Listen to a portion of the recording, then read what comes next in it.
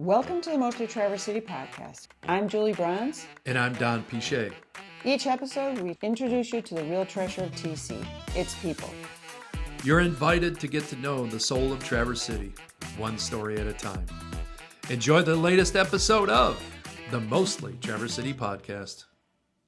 Welcome, Adam, and welcome to the Mostly Traverse City podcast. I am here with a person that I really just met for the first time, just right now. We talked on the phone before, but this is Adam Worden, and your regular day job, if you will, is You're the butcher at Trattoria Stella, and if you haven't been there, you should go. It's amazing. And so he's the one that's in charge of the meat products there. But we got to know each other because I saw you had a post on social media about something called Cook It Forward, and I was very intrigued. So we're going to talk about that. But first, I want to hear, did you grow up here in Traverse City, or how did you end up here? So I was born here in Traverse City. I went to TCAP schools up until fourth grade, and then my dad got a job out in Benzie County. So we moved out there, and I grew up out in Benzie County, and then went down, did a little bit of a school at Central Michigan University, ended up coming back home because, it's Traverse City. You liked it. We liked it. Yeah. And, I met my wife, and we ended up moving back into Traverse and just kind of set up here, and it's our home, we love it. Now, did she grow up here too? Yep, she grew up here too, just out in Interlaken. Okay, Yeah. all right. So you work in the food industry. Now, what made you interested in that? Well, I grew, growing up in Benzie County, my first job, like a lot of people that grow up out there, was at Papano's Pizza. I don't know if you're familiar with that. Just right down there in Beulah on Crystal Lake. And, I just loved the fast-paced, feel of it, especially when I was younger. It was great. You're just cranking out pizzas, having a good time with your friends, and everybody was just in a good mood, and it was fun. And so I just kind of rolled with it. Who doesn't like to work in pizza? It's I liked the people and the fast-paced nature of it, and I eventually got a job over at Bud's in Interlaken. Love that and place too. Was the assistant kitchen manager over there. My wife and I moved away for a bit so she could finish her degree at CMU. So I had a job down there just in the school kitchens, at the university, which was it wasn't necessarily my favorite, but it was a very eye-opening for a different way of cooking, for a lot of people. That's a huge quantity of food you got to go Oh through yes, there, probably. and it was still, we still did a lot of fresh food, and there was a lot of knife work, and just cranking out so much. How many people on an average day? How many meals would you prep for CMU? Oh gosh, so you're usually at CMU, you're usually just assigned, one dish that you would prepare. So but in a huge quantity. And we would do about, for our, the space that I worked, we did about 500 to 700 kids a day. And then when you had holiday meals, it would be up towards 1,000. That's a lot. It was a lot, but it was fun too. I worked with great people there, and I always say this a lot. You work with great people. It makes a difference in a job. Whether it's restaurant industry, whether it's anywhere. Yeah. So so that's where you learned how to scale a recipe. Yes, exactly. And I still need to do that to some degree. Even in at Stella, there's some events that we do that you have to learn how to scale things and put out a lot of good quality food. It's not just making more to make more, right? Right. Good quality is key. Did you go to culinary school, or have you learned on the job? I've just trained on the job. I knew I wanted to set up here in Traverse City, and I just kind of decided, I like where I'm at. I got my job at Stella just when I came back, when my wife and I moved back to Traverse City, and I've been there for 10 years now. Oh, wow. So, Yeah. I love working there. I love the people I work with, and that's fantastic. And again, great. it's amazing food. So, Thank you. All right. So grew up here, the greater area, and then went away for a little bit and then came back. Now, the way I got to know about you was this Cook It Forward. Yeah.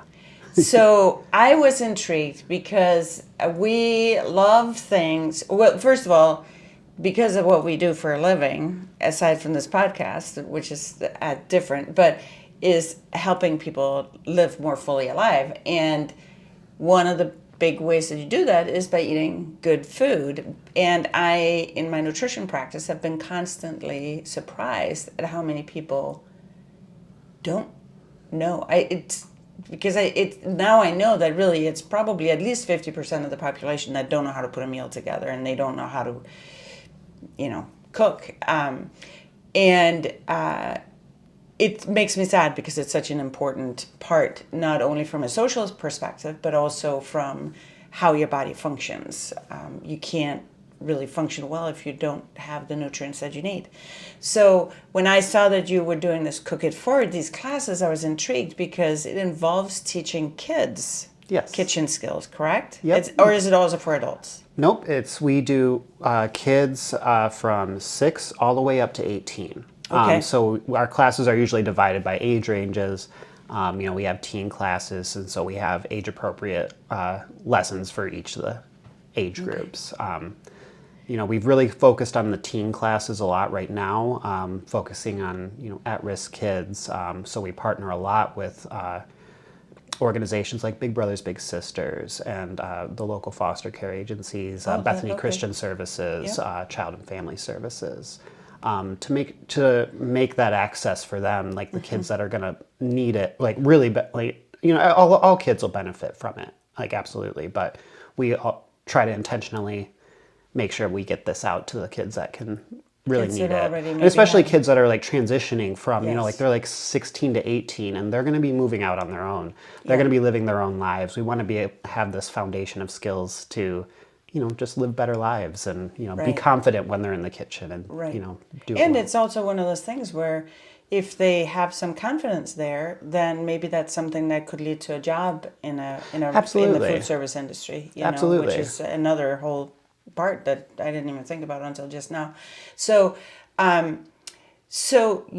this Cook It Forward is like your brainchild, right? It is. You came, and what prompted you? Like, was it something where it had been stirring in your mind, or was it just one day you woke up and you're like, hey, I'm going to do this thing called Cook It Forward? So my wife and I were foster parents. It was about 6 or 7 years ago we started fostering. And we had our first foster placement it was November 2019. We had a brother and sister, 5 and 7. It was like very new to us. We don't have kids. We don't have, it was very new to us. And so we got our first placement, and then a couple months later, we bought a house, and then a couple months later, we both lost our jobs and everything shut down. So I remember that. I think there was something around like early 2020, maybe that had something to do with that. Yeah, yes? I can't remember the name, but yes. Something. Yeah. But yes. Made no impression at all. Yeah, I don't think it affected me at all. No. But so, all of a sudden, we're brand new homeowners, we're new parents, and now we're remote teachers, and it was just so much, like all at once. But it gave us a lot of time to, sit down and really connect with the kids. And so obviously one of the things that I, taught my kids was, how to cook, like we just showed them different things and, just getting them more comfortable around the stove, how to chop things up. Very, very simple. I think, there's a good amount of parents that probably do the same thing. And it was just one morning, my foster daughter came down and I was having coffee at the table. And she just comes up to me. She's like, can I make some eggs? And I was like, yeah, of course, go for it. And I sat back, she got her pan out, she got the eggs out, spatula, heated everything up and flipped her egg perfectly, made a perfect little over easy egg. I love it. And, even toasted a little piece of toast. And, she plated it and she was smiling and she was so proud of herself. She was so confident in what she was doing. And, it just made me realize that, for us or for, a lot of people, we don't think too much of that. But for her, it was so important. It was so this like leap of confidence that, she didn't quite have. And, I thought to myself, and I told my wife, I was like, one day, like, I think I want to teach kids how to cook. Like, I don't know what that would look like. I don't know, what that might be. But that just kind of sat around my head for a few years, what would be a good way to do that? Like, in like an approachable way that's not just, hey, here's a class, and trying to, make it accessible, all these things, so it was very overwhelming, like because my mind runs and I think of a million things all the time. So I'm like, okay, maybe I'll just let it sit and marinate. And then last year I was like, you know what? It's time. I think it's time. Like, I'm going to go for it. So I filed for as a registered nonprofit in the state of Michigan, and we started reaching out to the community, and we had a huge community outpouring of support, and they funded us, and we were able to get all of our equipment right off the bat. And yeah, I reached out to Oriana, and I was like, hey, like, this is what I'm doing. Like, do you have like a space or anything like that? And Steve Clark from over at Oriana, he was just like, yeah, like, you want to do this? And I was like, yeah, that would be great. And so fantastic. Oriana's been kind of our home base in their community kitchen over at Oriana West. And we held 16 classes that first year. And this year we're on track to double that by May. Wow, that's amazing. Yeah, which is really cool. And we're doing classes at Traverse City High School for their kids. We do other small programs. So like we started like a little pilot program over at Cortate Elementary, where every month we go in, prepare a vegetable, and they get to taste it. So we call them like Cortate taste tests. So at lunch, all the kids can come up, try what we did. We've done savory roasted pumpkin, cabbage, things that they might not normally try, and then they get to vote on whether they loved it, liked it, or tried it, and those posters stay up all year round. Oh, I love that. So that way they can kind of see all the things that they're tasting, and because for some kids, just exposure to that food, even if they don't try it, seeing their peers try it, seeing like that, oh, it is good, because our palates are all developing differently, right. and and sometimes it's not the right time. Right. And the bottom line is, if you don't get exposed to something, your palate is never going to develop in that direction. Yes. But your palate, it's also interesting how your palate changes, Absolutely. I was talking to somebody the other day, I love cilantro, but I grew up in Denmark, and that was not a thing that we had when I was growing up. It was like, I don't even know if you could get it over there. But I remember the first time I tried it, I was like, oh my gosh, this is the worst flavor ever. It's like terrible. It tastes like soap. It's awful. And from what I know, most people, if they have that experience with cilantro, they kind of stay there.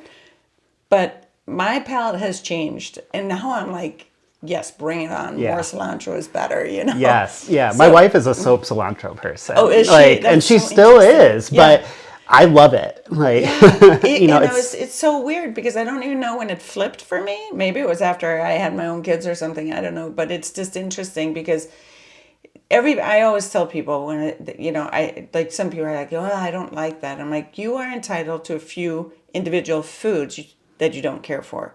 You are not entitled to a whole category of foods. You cannot say, I don't like vegetables or I don't like fish. You can say, I don't care for scallops, but I like salmon. It's like you can't just take a whole category and say, nope. And and I think, that's what we try to like get people to understand is like, just because you don't like one thing right now doesn't mean you will never like it. And like, that's what we always stress, the importance of trying things again and again. And even when we're doing our classes and I'm just like chopping up something as a demo, like I'll pass it around, be like, here, if you want, you should try it.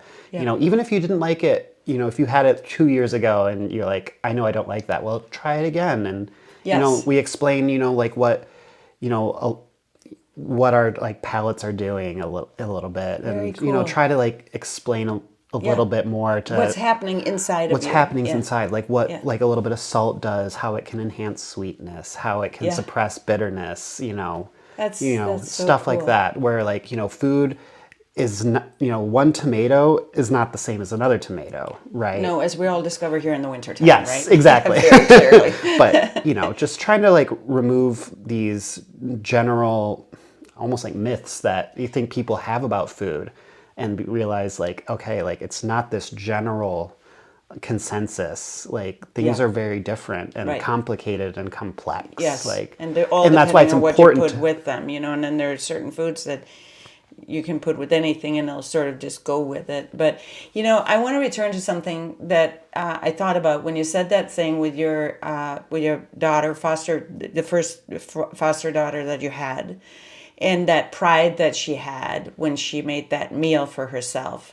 And I was thinking about that because especially kids that are in those uncertain kind of situations, and it's through no fault of theirs, Yep. and they have no control over what happens. Yes. To give them something that they can have control over, that they know I can do this, even if I don't have a mom or a dad that's there or an older sibling that's there to cook an egg for me, I can cook an egg. Yes. I know how to do it. And that's exactly it. And it gives, or even if they're in a safe situation, like when they're with you, it's having something that you can have control over.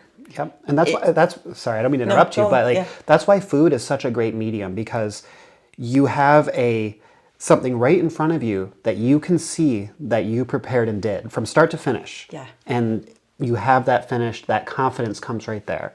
All right. And it's small, but that stuff builds on itself. Oh, And so that's absolutely. what we really try to focus on in our classes. It's not making the food perfect every time. I always talk about, you'll see recipes that are like, this is the best chicken you'll ever have, right? And then you make but it that's and you're also, like... But recipes, like anything else, they're subjective. So like when you're cooking, you're learning about what your tastes are, and trying to expand your tastes a little bit too.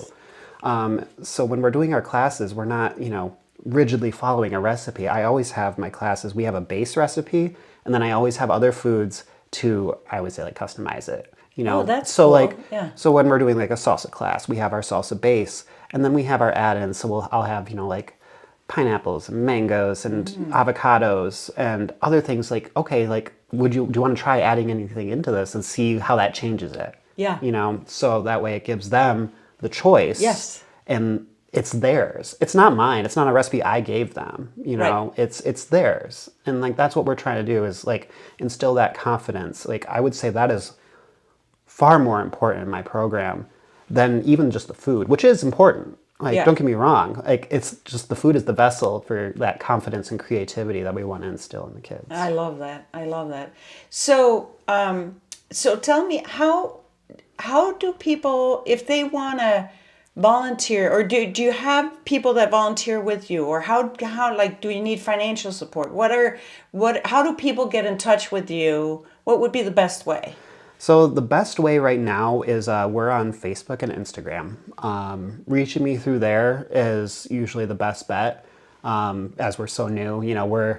We have plans to get a website going and all these other things, but like I said, I think I told you, right now I just do this in my free time outside my full-time job and 2 kids, and so it's a slow build. Like we want this to be sustainable, we want it to last, and so it will take time. But right now, like just checking us out on our Facebook and our Instagram, seeing what we're doing, we'll do a couple of fundraising drives throughout the year. So, look out for those. And then always, you can always email me message me through Facebook or Instagram if you want to volunteer, and we can get you background checked and put on our volunteer list. So that way, you can come and volunteer and make a difference. It's Right. because it's simple. It's really just spending time with people. Our program it's really not that complicated, I guess. Like And it's around food. it's around food. Yeah, exactly. What's not to love? I had a kid that came with a big sister from Big Brothers Big Sisters, and we did this fun little special night at Stella. Stella hosted this dinner that we put on. The kids got to make a pasta dish, like roll out pasta. fun. And our volunteers set up the Stella dining room and did mocktails. And then we all sat down together and ate together and just talked. And like, it was community. It was fun. We learned And in a really cool setting. yeah, Yeah. exactly. And then she went home and she was like talking with her big, and she was like, I'm a pretty good cook. And it's Yeah. it seems like such a small thing, but like, for her, for that girl, that was a big deal.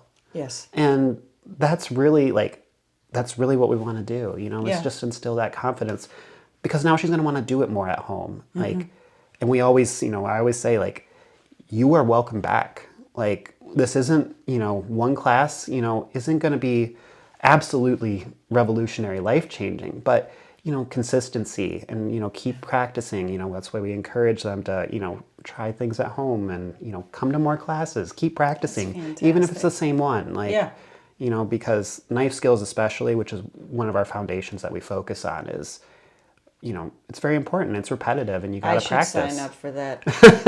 You can volunteer. You get to practice True. too. Yes, yes. Oh, you do? When you volunteer, you get to practice too? Yes. Okay. So All right. I should mention, like, we are mentorship driven. So like my volunteers, like, we're working right alongside the kids. We're talking with them. Like, they're not, hovering right over, be like, oh, don't. Yeah. We're, bouncing ideas like, oh, would this be good? Would this be good? Like, and sounds just so talking fun. with it, Yeah. and Very fun. Yeah. Very, very fun. So, that's your side gig or whatever you want to call it. Yeah. But so if people connect with you that way, then they can give donations, they can volunteer, do all those things. You have to be background checked, obviously. yeah, to- it's to- free. to- It's it's all free. So and then, so if you're not doing that, you're not at Stella, you're not doing Cook It Forward, you're not parenting your two foster kids. What do you like to do for fun?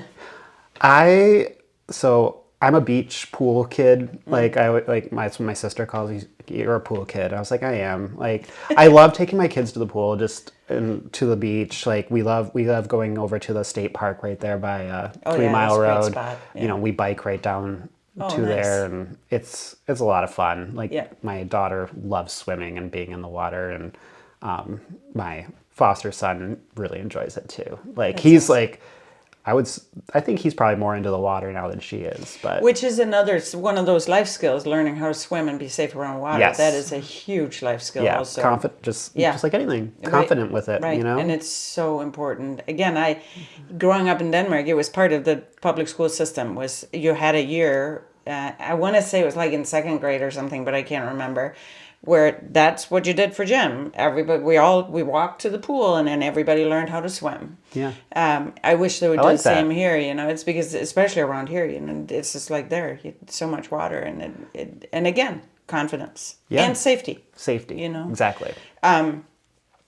So beach time. I Yes. can get with you on that one. I'm We're there too. at Yeah. the beach multiple times a week, like, Awesome. because it's just It's I guess fun. It's fun. Enjoy the sun and wear the kids out. Yeah, right. Everybody sleeps better after a day at the beach. Yes. Okay.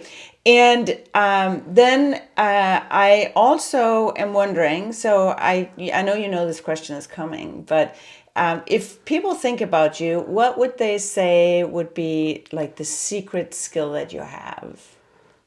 So, maybe this is a little bit more like complicated, but I think I do a really good job at like seeing the humanity in people, and I've learned a lot of that through foster care. Like, for example, like my adopted daughter's mom, she struggled with addiction and mental health issues, a lengthy history with the legal system. And, a lot of people will look at that and that's what they'll see, right? And, it's just human nature. Like, I can see how people do that. But I can also see her with my daughter, because we still meet up with her and, to playgrounds. And so she can see her, her daughter, Izzy can see her mom. Yeah. And I see the love, I see the compassion and the connection that is there. And people are more than just a subject. They're more than just Than what they addicted. do, They're yeah. more than addicted. Yeah. They're more than struggling. They're more than troubled. Right. And I think I like to be able to see all of a person. Right. Because we make poor choices. We shouldn't be judged on that. Those poor choices. It doesn't matter how many there are. I truly believe people with the right support want to be better people. I think we all do. And yes. that's where, I think this ties in well with my program is, we are not here to judge kids.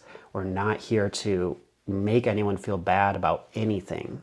We're here just to, make them good, help them be the best person that they can be. Yeah. And I don't remember who it was I was talking to, but we were talking about how difficult it is if you have had, a lot of times you see that generational kind of hardships being handed down, and you're like, I don't understand why, but I don't know if you've ever read the book that The Body Keeps the Score. I have not. It's on my to-read list. It's not an easy book to read, but it's one of those where it's like, because sometimes you're like, people might be like, I don't understand, there's all these things there, and why aren't they, why are they still going back to these things? And it's like, well, for the same reason that we, that seemingly have good lives and everything all together, keep doing the same stupid things also, because our bodies keep that score. And from our perspective in the nervous system space, it's true. We have these patterns, and it takes so long to overcome them. But again, that persistence and consistency, and trying it once, then doing it again, and doing it again until it becomes a new habit, and you can override those things that have been kept in your body. Absolutely. So I love that perspective, and I agree. And it can be. It's work to see outside of the box of what you see in front of you. But it is work. I don't try to pretend that it's easy, because it's not. No. But I do believe that it's, for me, the right way to view Yep. the world. And, that's why I have this nature, and I want to help people in any way I can. And that's why Cook It Forward's here. So I love it. Well, in the show notes, we'll have some information about Cook It Forward, and also in our post that we're going to be making about it. And I really hope that you got something out of this, and that this is something that you'd like to be part of, because I think it's pretty fabulous. So thank you for tuning in to the Mostly Traverse City podcast. And we look forward to seeing you back here. Share this with your friends and family. Have a great day. thank you. Thanks for tuning in to the Mostly Traverse City podcast. Until next time, stay curious, stay connected, and keep living your own kind of magic.